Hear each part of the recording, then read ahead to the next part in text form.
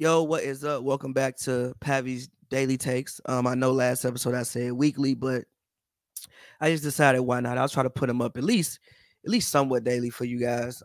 Just getting my thoughts off and you know, uh, talking about the league. So yeah, I mean it's election day. It's November 5th, 2024, and today I want to talk about one Victor Wembanyama. As some of y'all may know, if y'all saw any other previews I was on, preseason, I expected big things from the Spurs. I still expect big things from the Spurs. It's only played how many games have the Spurs played? Maybe like 7 games. Like, yeah, it's not that many games. And so I still do expect big things from this basketball team. But one of the main reasons why I expected big things from the basketball team was I expected maybe my expectations was too high, but I don't think they were too high, especially if we calling this man. They called this man the greatest prospect in NBA history.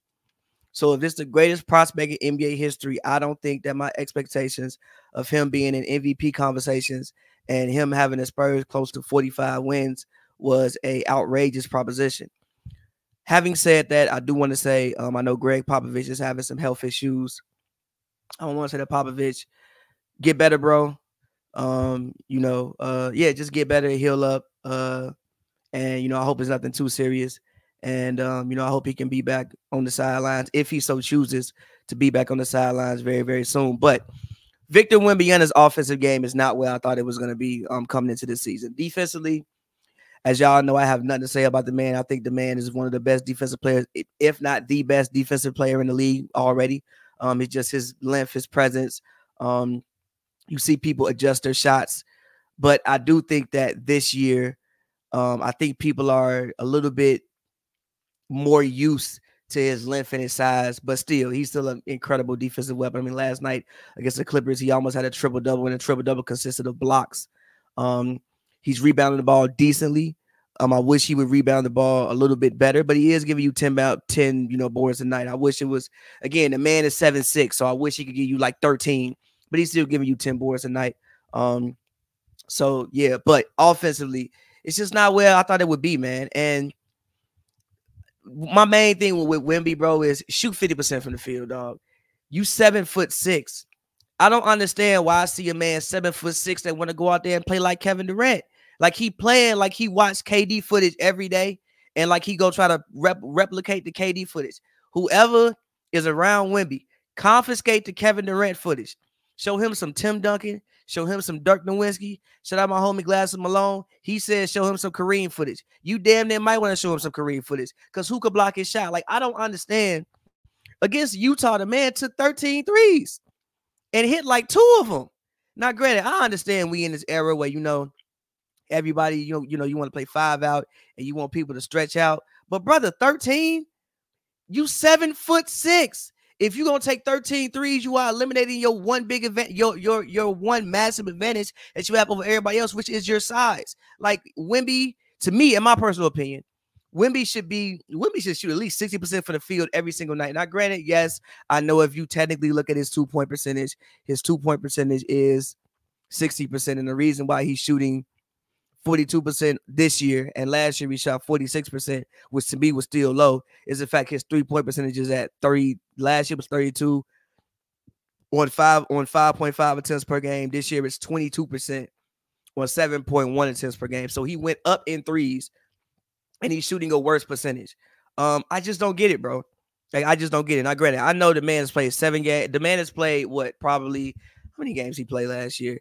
Last year he played 71 games. He hasn't even played a full 82 games, but he did play in the Olympics. I didn't think offensively he was that great in the Olympics. I thought, defensively, obviously, anything with Wemby and his defense is going to be what it is. Like, it's going to be great. It's going to be incredible just off the physical tools that he has. But offensively in the Olympics, I didn't think he did much. And I think he still has to figure out who he's going to be as an offensive guy. But in the process of figuring out who he's going to be as an offensive guy, I think you have to rein him in slightly on just trying shit. The reason you have to rein him in slightly on just trying shit is because, he's obviously talented.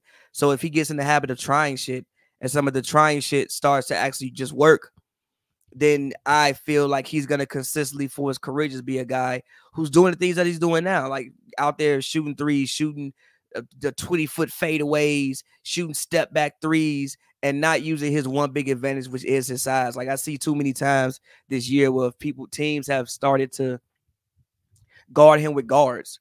Like there should never be a reason why a man is 7'6" and you can guard him with a guard. If you're guarding my 7'6" player with a guard, I'm gonna throw the ball to him somewhere near the basket, and I want you to turn around and throw the ball in the rim. Again, your one big advantage you have over everybody else is your size. Like when I understand, the team isn't, the team isn't maybe quite where you would want it to be as far as like the players that you have around him yet. But I've been on record saying I don't think this team is as bad as people think it is. I think that this team has been doing a masterful job at trying to lose basketball games for the past, maybe 2-3 years because they were rebuilding. But you do have talent. Like you have Harrison Barnes, who's an actual veteran. You have Chris Paul. I mean, I thought that having Chris Paul, like, granted, it's game 7. But I thought we would even see more action. I thought he would be catching more lobs. I thought his efficiency would take a spike, actually, because of the fact you are playing with a consummate point guard in Chris Paul. And so far this season, I haven't seen that. It's not to be said again. It's game 7. It's not to be said that we won't see it later on down the line. I just don't currently like what I'm seeing from Victor Wembanyama offensively. And again, so far, I have been extremely disappointed with him on the offensive side of the ball. Defensively, I ain't got nothing to say. The man might win. The man gonna get some more defensive player of the year votes. He might be first team all defense, well deserved. But offensively, he got to get this shit together because again, I was on record saying he should get MVP votes this year, and he should. And the Spurs could possibly win at least 45 games if he is who we think he is. And currently, right now, he's not playing offensively like who I thought he would be. I just thought he would be much more developed offensively at this stage of his basketball career than what he's shown me currently so far as we sit 7 games into the season. But again, it's 7 games into the season. I'm sure he's still trying to figure it out.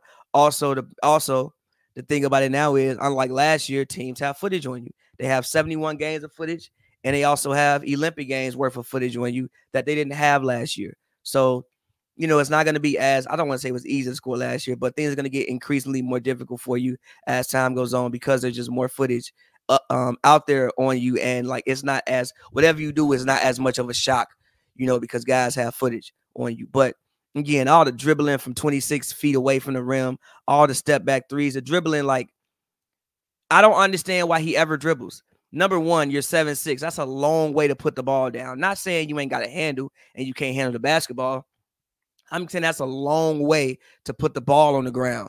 Like, a lot of people can get underneath that, run up under that, and just take it the other way. And I think you saw it a couple of times last night. If I'm not mistaken, like, there's one play where Chris Dunn did it to him, if I'm not mistaken. But all of that, I don't like seeing. Like, bro, just get the ball, turn around, and shoot the ball. Can't nobody block your shot ever. Like, you never need to dribble. Just get the ball and shoot the ball. Who can block it? So again, man, I think we need to get the Kevin Durant footage away from the man. And like I said, he has to find himself as an offensive basketball player, because currently right now, I just think he's just trying shit. And I think the Spurs are letting him try shit, which is cool. But I think you got to rein him in at some point in time with the trying shit and try to like push him into a direction of who he's actually going to be offensively. But I just wanted to come on here and tell y'all this today. And, I hope y'all are having a great day. And, until next time, man, Pavy Takes. Talk to you guys later.